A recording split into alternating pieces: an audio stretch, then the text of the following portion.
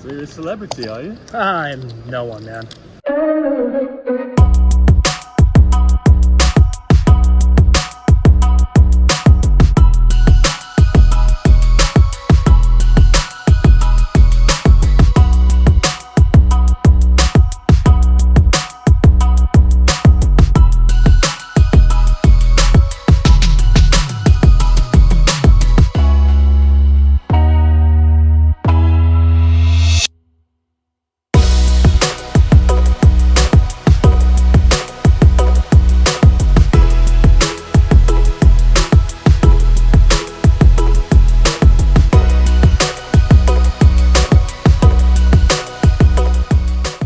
Hey everyone, before we hop into this exciting episode, there's a few things I just wanted to touch on. I wanted to say thank you to everyone for commenting, liking the videos. There's a fair amount of people who watch and are not subscribed. So if you want to do me a favor and go ahead and subscribe, that'd be fantastic. And I've also had the privilege of meeting a number of you guys in person at the casinos I visit, either in Vegas or here in Arizona. Come up, say hello. I'm having a blast meeting everyone. It's been super, super nice. You guys are some of the best subscribers in the world. And lastly, don't forget to head over to State Kings because I still have some limited action available. So if you guys go to statekings.com, create an account, fund it, you can start buying a piece of my action. Whatever I win, you win a proportion of that. So if I was a $100 entry fee and you bought 10% and I won $1 million, you'd win 100,000. So that's an exaggerated number, but just to prove my point, that's how it works. So head over to State Kings, buy some action while you still can. We have the mystery bounties coming up and Arizona State Championship at Talking Stick. Good luck to all the backers who already have action, and let's hop into this World Series of Poker 777 event. And thanks for watching. Okay, so we've had a few hands where we see a flop, we flop a monster, don't get paid, or we see a flop whiff, let it go.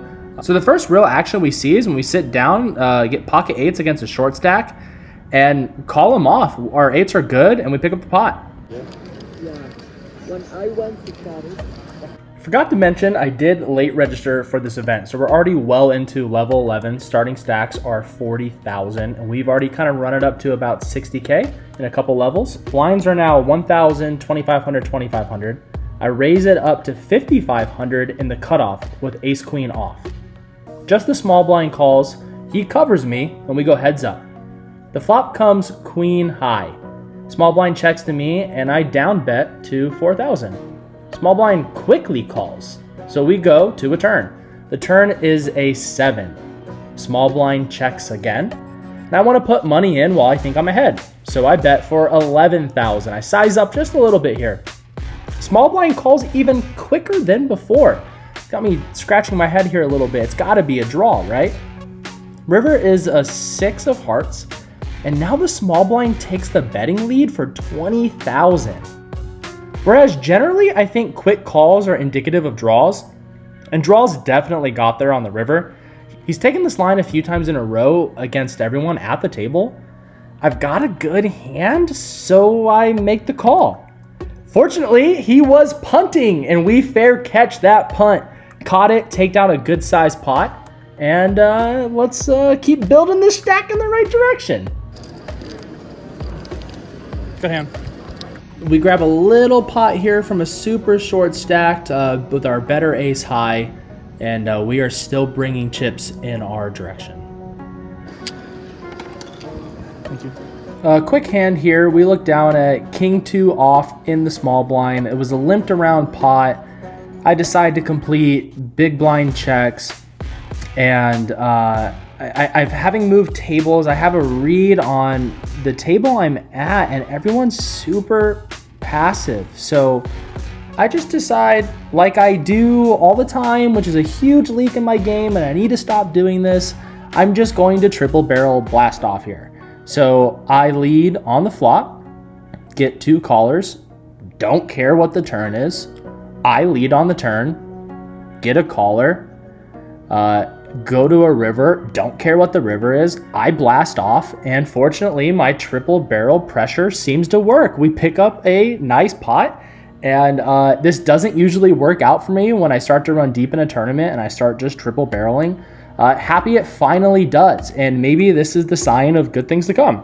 Now into level 15, about 1/3 of players remain. And we look down at ace jack off in the hijack. Under the gun limps with blinds at 3,000, 6,000, 6,000. So I decide to raise it up here to 18,000. We get a customer in the small blind, and the big blind, who is the loosest player on planet Earth, decides to come along as well.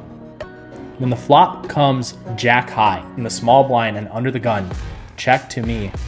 Based on SPR, stack to pot ratio, I think I have no other play here but to jam top pair, top kicker. I jam, small blind folds, and we get a call from the big blind. Big blind shows pocket sevens. Can we hold for our tournament life?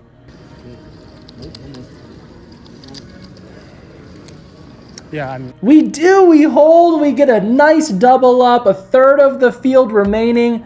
Let's keep going in the right direction. that's correct. It's like roughly 25% of the field, right? I think it's 15%. I'm feeling loose. I'm triple barreling. I'm jamming all in and getting called. So my image is looking fantastic for when I open pocket kings and the button 3 bets gigantic. So after I do a little bit of, how many chips do I have left here? Oh, I don't know. I might just have to fold these pocket kings. Psych. I'm going to 4-bet jam all in. And we get called, baby. He flips over queens. Kings are good. After a double up huge, we double up again after holding. It's feeling really good. Happy to get all these chips. Nom, nom, nom, nom, nom, nom, nom.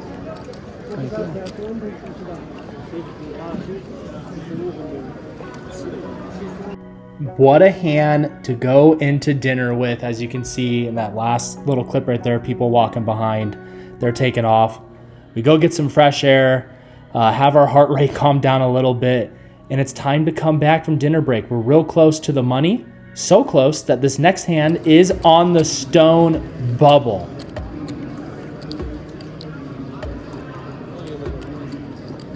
Let me bring you up to speed here. We've been on the stone bubble for maybe an hour, hour and a half. The person who is on the button, the person I doubled up with ace jack through, he is the tournament chip leader, and we are pretty close behind. So what he has been doing has been literally jamming every single hand and been printing money. So when he opens on the button and I look down at ace king off and I 3-bet, we run into a sticky situation. The body kind of takes over when he jams all in and I snap call. Completely disregarding ICM implications, I completely black out. I just snap call my tournament life away with ace king on the stone bubble. So the only way to hear and figure out what's going to happen is with all the cameras and the announcer.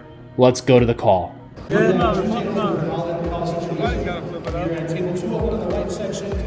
have a player all in and at risk with ace king offsuit. He is up against pocket tens. Let's see the flop. The flop is 6-4-8, 2 spades. Turn card is the 8 of diamonds.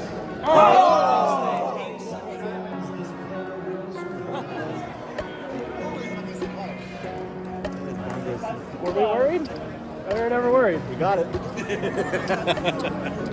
We were very worried, but we had to try not to shake in front of Poker News. And my good friend over at Poker News, Mr. Chris Bean, wrote some super cool articles about the situation, told me a little more throughout the event, and I feel very lucky to have got on his radar. Chris, it was fantastic meeting you. I hope to see you at more events. Now we are switching tables. That table has broke, and it's time to continue to try to push to be the chip leader. We are well into the money. at this point now. I'm at a new table. I have a lot of chips, and the person to my right has a lot of chips as well. In fact, they cover me. So when I look down at aces and the under the gun person on my right opens, I 3-bet actually quite large, thinking her range must be really strong here. And she calls a really large 3-bet. I have the best starting hand here, so I'm not really worried about too much. So when we go to a flop that's 5-5-6 and she checks to me, yes. Could she have all of the sets here? I guess she could have pocket sixes and quad fives here. Unlikely. So when it checks to me, I decide to c-bet myself for 100,000, quite large. And to my surprise, I get check raised here. Check raised to over 300,000. I'm very confused because again, she could have all the fives and all the sixes and all the 5-6s here. I don't know really what she has outside of that. And maybe she's check raising with kings and putting my ace king, ace queen, or queens and below into a tough spot. I'm not sure here, but I just can't fathom a world that I live in that's reality, that I'm beat with my pocket aces. So I just jam it all in on the flop. She's got to have a strong hand, and she calls. We get it all in, and she shows 7-8 for an open-ended straight draw. Let's go to a run out, and hopefully we hold and scoop it just a gigantic pot.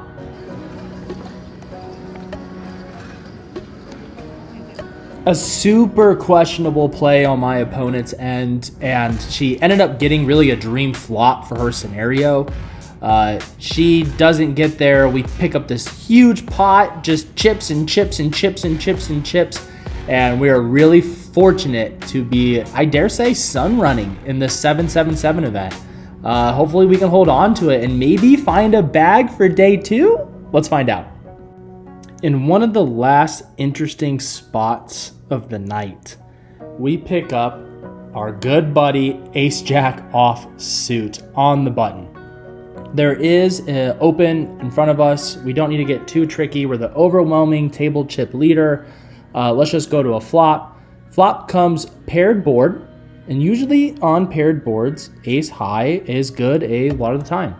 So when the original opener leads, I don't need to do anything here. I don't need to check raise, get tricky. I have a huge stack. Let's just call and try to realize some equity. And fortunately we do, because the turn is an ace. So we bink the ace. We're still running super hot. The turn's actually gonna go check, check, because I don't wanna balloon the pot myself and be in a weird spot. And on the river, I don't need to do anything because my opponent leads for me. I am just in a calling mood. I call, he shows jacks. Definitely at the top of his range on a board like this. Fortunately, our pair of aces takes it down. So we're gonna scoop this pot and keep adding to the repertoire.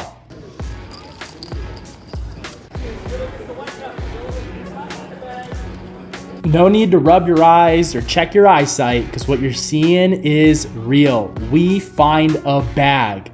Going to day 2, first day 2 of any WSOP event we've played.